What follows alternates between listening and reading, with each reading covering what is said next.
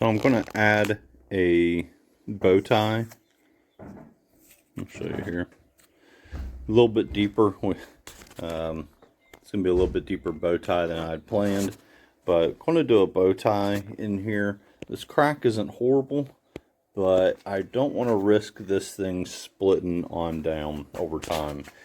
And this is on the underside of the table, not on the top. So I think this will work. I think just one is all I need here.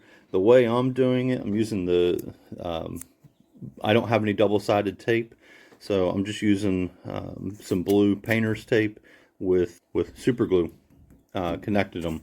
And then I'm going to take out and score out a line around here and then work from there. So my chisels need a lot of work. I need to get some better finer edge chisels and get a better sharpening system. But I've got my outline. And show kind of getting some shadow there. I put a straight across because when it came out of the CNC, it's a little bit rounded. It's not a perfect sharp edge, so I end up cutting the corner in the center. But I think that's going to work pretty well.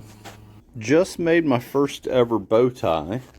This had a pretty prominent crack running through here, and go this other way. Getting shadow. I mean, not the best. I'm glad it's on the bottom. My chisel line got off over here and right here, but some of it looks good, and some of it doesn't. All in all, it's about a 3/4 inch thick bow tie. I think it's going to prevent this from splitting down the length. So yeah, I think it's going to serve its purpose, but I'm glad it's on the bottom. I've been doing woodworking for a while. That is the very first bow tie I've ever made. Not the worst. Definitely needs a lot of practice. Could do a whole lot better on those edges, but it'll be functional and keep it from splitting. So, and that's really the most important part. So now we're on to the sanding process. I've already sanded this down to 120. I think I said 150 in a previous video. It was 120. I've already sanded it. What I like to do, learn this technique from doing cutting boards. It sounds counterintuitive because you want your table to be dry, but once you sand it down to like a 120, 150, maybe even 220, spray it down with some water, get the grain to pop back up, and you can feel it as soon as you do that. You can feel that the grain's back up, and then you can go right back over it and sand it back down. If you don't do that, what happens, say you sand it down to like 220, well, you sand it and then you put your finish on there, and your finish, the moisture in that finish will cause the grain to pop, and then you'll have, it'll feel more rough compared to when you last sanded it. So this is a way to counteract that. It's a way to get a nice flat surface, flush, smooth surface on here. I guess not flush. Flush isn't the right word, but smooth. You want a really nice smooth finish.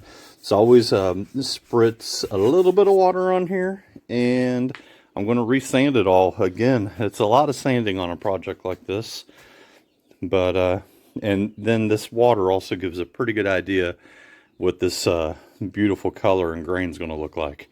It's really coming along nicely. Alright, so we're getting near the end here. I put of course this table is upside down, sitting on some sawhorses. Pretty cool legs. My customer got this, I think, off of Etsy. If I can find the link to it, I'll throw that in there. But it's a 3x4 pass through, and it's got a hole where I can try to put a bolt system through there. I had thought about doing, I have to cut this yet to end. Getting ready to do my measurements. I thought about doing kind of a cut to there with a mortise and tenon with a wedge system, but I'm afraid somebody sitting on the end, they're going to hit that too much. And as nice as that look is, I think it's a great look. I'm not sure it's the most functional in this table with this application. So I'm going to probably just make it about 3/4 of an inch, or maybe an inch, and then I'm going to do a little chamfer on the ends just to kind of profile it out. But basically I've got it all upside down. I've already sanded the underside to its final sanding. I am going to put oil on this underside as well, partially because over here we got the clear coat, clear epoxy. I know it looks rough right now. It's been sanded some, but this will be clear epoxy. And if you don't put the sealant on the bottom side, I don't think you're going to have the right light shining through when you flip it back over.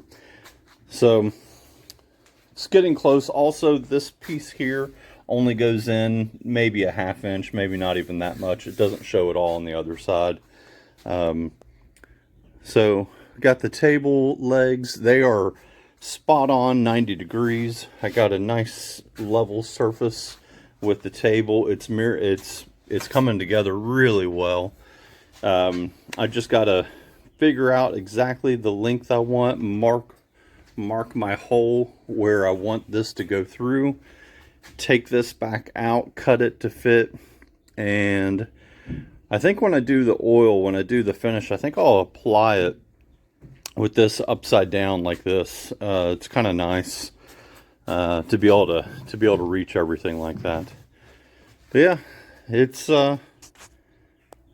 getting there. We're at the very end of this thing. Very, very close to having this project finished up, and I can't wait to deliver it. It's going to be really pretty.